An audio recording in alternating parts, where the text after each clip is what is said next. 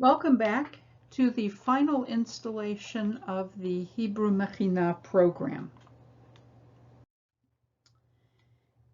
As was true with the first part of Lesson 4, this part contains a lot of special reading rules. These are things that don't occur very often. Some are a little bit more common than others, but some of them are relatively rare. So in Hebrew, these little dots that we have are known as nikudot. The word nikud means a dot. Nikudot, of course, is the plural for that. And generally speaking, the nikudot serve only one purpose each. Each one either indicates a vowel or it tells you the pronunciation of a consonant. So, for example, the dagesh inside of a bet tells you that it's the hard b, or the dagesh inside the pei tells you it's a hard pa, or the dagesh inside of the kaf tells you that it's the hard ka.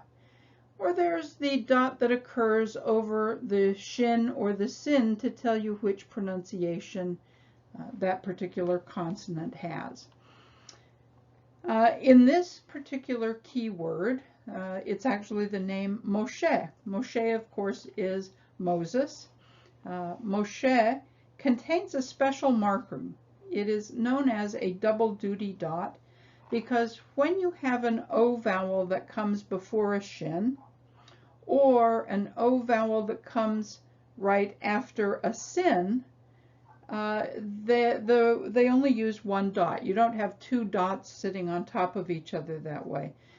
You have only the one dot, and it tells you both that there's an O vowel, and it tells you whether it's a sin or a shin. And we refer to this as a double duty dot because it is performing two functions. It has a double duty. So whenever you see this particular word spelled that way, you know that it's Moshe. So practice reading that. And you'll find other examples of this phenomenon in your reading material. Hebrew orthography, the system that it uses to write, is nearly perfect phonetically.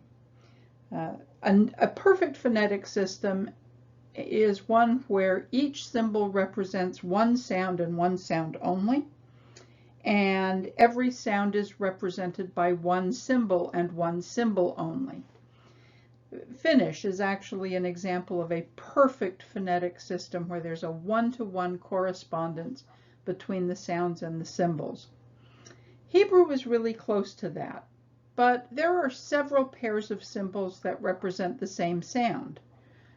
We have, for example, the kaf and the kuf, the sin and the samech, and so on. So there are symbols, the multiple pairs of symbols that represent single sounds.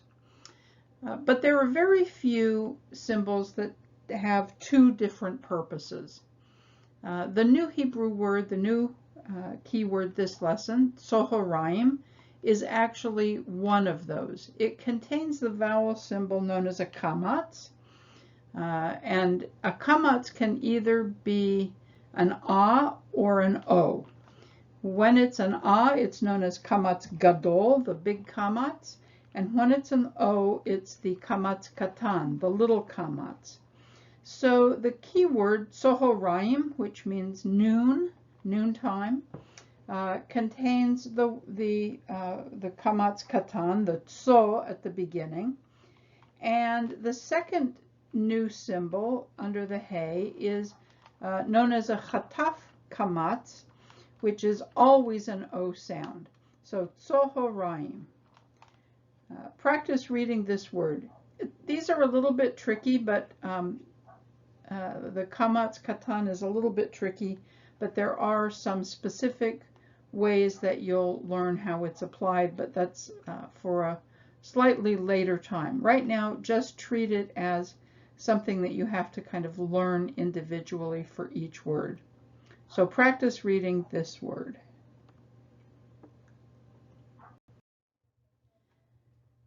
As I mentioned, the kamatz, the chataf kamatz, which is the kamatz with a shva next to it, that's always pronounced O.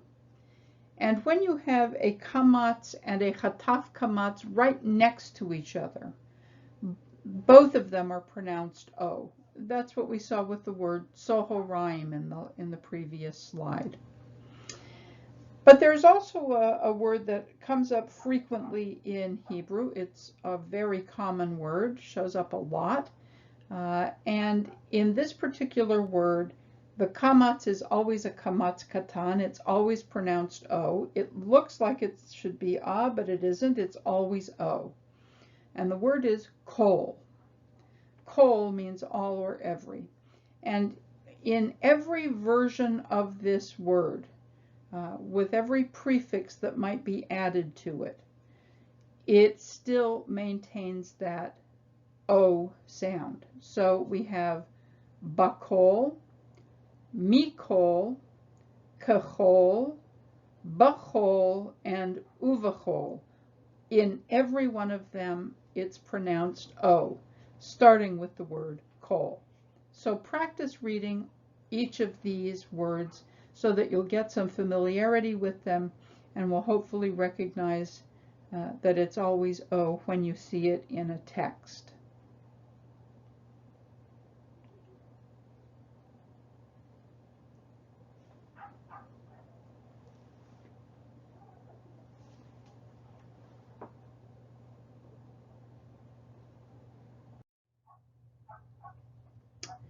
There are certain vowels that are elongated. They're turned into diphthongs when a yud is added to them.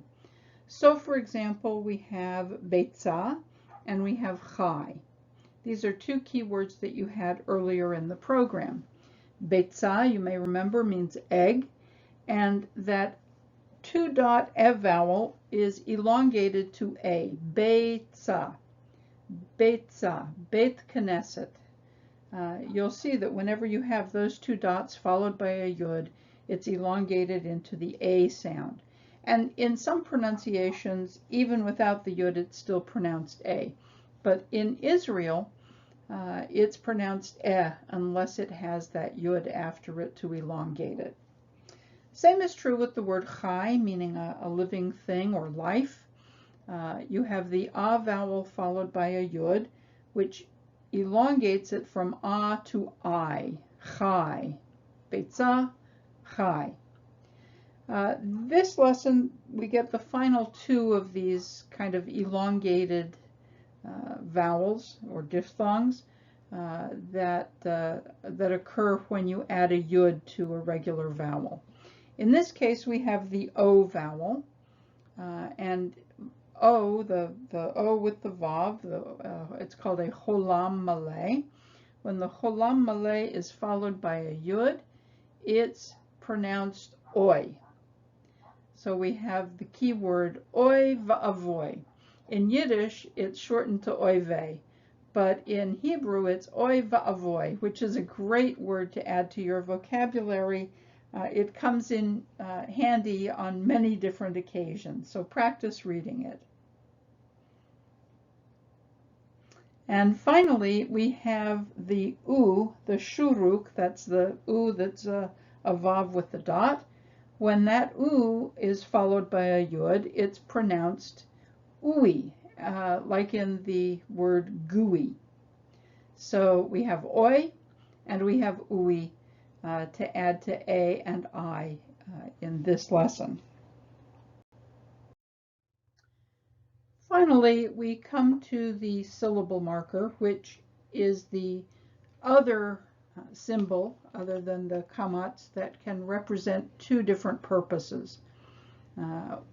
As you recall, when it's in the middle of a word, it is usually a stop sign, right? Tells you that there's no vowel and that the syllable closes with a consonant.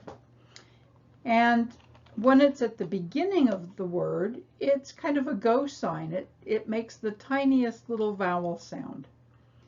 But what happens when you have two of them in a row within a word? And the answer is really quite simple. When you have two shvas in a row, the syllable sign is called a shva. When you have two shvas in a row, the first one says stop, the second one says go. So at the bottom here we have three words that you can practice this with. The first is tizkaru. Tiz, no vowel after the zayin. Tiz, karu, tiniest little vowel under the kaf. Tizkaru. Yismachu, again, no vowel after the sin. Yis, tiny little vowel with the mem. Machu. Yismachu. And mishpachot. Mish, no vowel after the shin. Mish, pachot. Pachot, the tiniest little vowel under the pei. So practice reading these words. There will be others that you'll have practice with in the reading materials that follow.